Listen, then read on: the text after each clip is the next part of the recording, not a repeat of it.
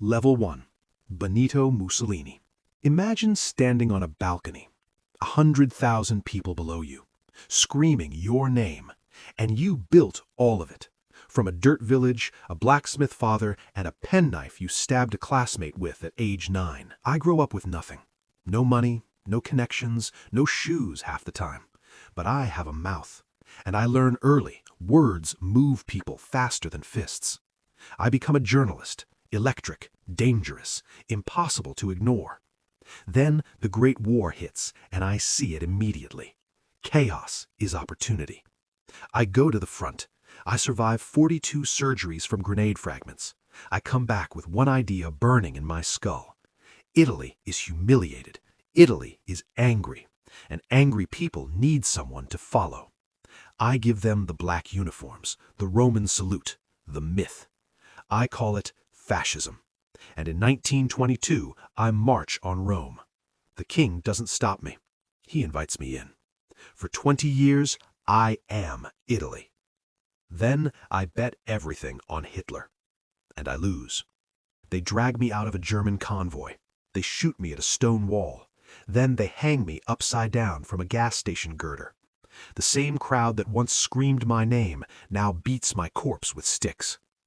Power built on adoration is built on sand. Level 2. Kim Il-sung. I am born during a solar eclipse. Later, I make sure everyone knows this.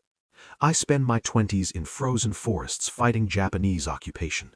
I am not the strongest fighter, not the smartest general, but I am the best at one thing, making myself appear more important than I am. When the Soviets need a puppet leader for North Korea in 1945, they audition several men. They pick me. I make sure there is no second audition. I don't just build a government, I build a religion. I am the Son. I am the Father. I am eternal. Radio sold preset so my people only hear my voice. Children taught to report on their parents. The famine comes, hundreds of thousands starve. My palace kitchen still flies in fresh seafood from Japan. When I die in 1994, the grief across North Korea is real. Not performed, real. I manufactured love out of terror so completely, people couldn't tell the difference anymore. I am the only leader in history declared president after death. I still rule North Korea today, from the grave. Level 3. Franco. Everyone underestimates me. My whole life they underestimate me.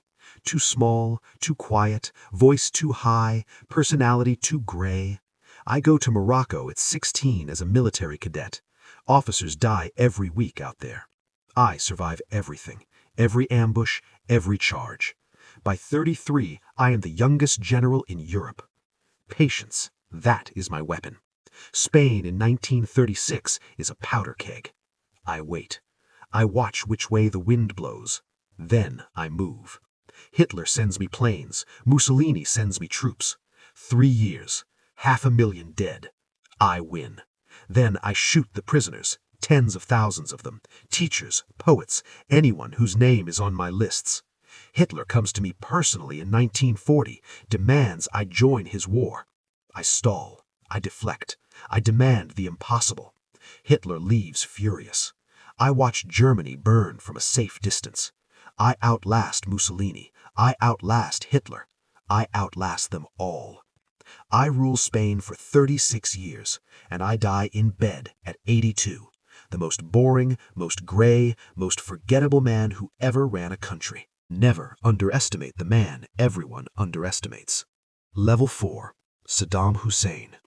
My earliest memory is hunger. Real hunger. The kind that doesn't let go. My stepfather beats me, calls me son of a whore in front of other kids. I survive. I walk barefoot to school because I have no shoes. I file all of it away. I join the Ba'ath Party at 20. I fail an assassination attempt at 22, get shot in the leg.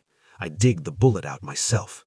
I spend 11 years building a secret state inside the state, informants everywhere, not because I recruited them all, but because no one knows who I recruited, and that fear does the work for me. I call the senior leadership into one room. I sit at the front. I light a cigar, and I start reading names. As each name is called, a guard drags that man out of the room.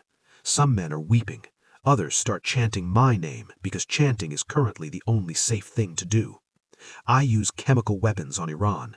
Then I use them on my own Kurdish people. 5,000 dead in one night in Halabja. The world sends a strongly worded letter. I read it as permission to continue. They find me in a hole in the ground, Tikrit, where I was born. I am gray-bearded, disoriented, holding a pistol I didn't fire. I am the president of Iraq, I tell them. I am willing to negotiate. They don't negotiate. Level 5. Augusto Pinochet. I am not a dreamer. I am not charismatic, not visionary, not electric. I am punctual, methodical, obedient. I am the officer everyone trusts because nothing about me suggests danger. Allende appoints me commander-in-chief of the army. He trusts me completely. September 11th, 1973. 6 a.m. I give the order. Jets bomb the presidential palace in broad daylight in the capital city of a democracy. What follows, we call it consolidation. 3,000 killed, 30,000 tortured, hundreds of thousands erased into exile. The word for them is los desaparecidos, the disappeared. Not dead, disappeared. So their families can never fully grieve, never fully move on. Permanent open wounds. That is deliberate. International pressure forces me to hold a vote. Yes or no, should I stay? I expect to win. Chile votes no, 55 to 44. I look at my generals and propose we simply annul the result. 3 of 4 refuse. I accept it. I step down. I fly to London for back surgery. Police arrive at my hospital room with an arms warrant. Crimes against humanity. I am 82 years old, in a hospital bed, in a foreign country, and I am finally being held accountable. My lawyers argue dementia, argue illness. I am returned to Chile. I die at 91, December 10th, Human Rights Day. Never convicted. My widow says he was a good man who did nothing wrong. The pattern. 5 men. 1 blacksmith's son, 1 Manchurian guerrilla, 1 gray soldier nobody noticed, 1 barefoot hungry boy, 1 punctual, methodical officer everyone trusted. Power didn't find extraordinary monsters. It found ordinary men at the right moment with no one willing to stop them. The most dangerous man in the room is rarely the loudest one.